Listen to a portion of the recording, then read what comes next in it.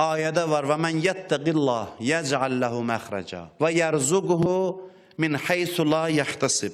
Buyurur ki, hər kim təqvalı olsa, Allahdan qorxsa, Allah ona məxrəc bilirsiniz də nədir? Çıxış. Allah ona çıxış yolu göstərər. Çıxış yolu nəsib edər. Hər bir dalandan qapı açar onun üçün və güman etmədiyi yerdən ona ruzu verər. Yəni hadisələri tənzimləyər. Hədislərdə var ki, Allah möminlərlə əsasən belə davranır. Möminlərlə Allahın davranışı əsasən belədir. Necədir?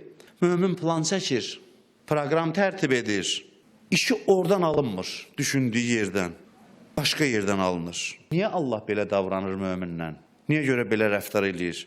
Ona görə ki, mömin özü plan çəkir və öz planına, özünə arxalanır. Allah oradan işini düzəltmir, başqa yerdən düzəltməklə Allah özünə bağlayır bəndəsini. Dil işlər mənim əlimdədir. İxtiyar, hər şeyin ixtiyarı mənim əlimdədir. Biz hesab kitabla iş görməliyik, dəqiq hesablamalıyıq, ölçüb biçib iş görməliyik. O heç, buna şək şübhə yoxdur. Biz bunu eləməliyik. Amma Allah görürsən o hesab kitabla elədiyin nəticəni vermir, başqa yerdən, güman eləmədiyin yerdən nəticə verir.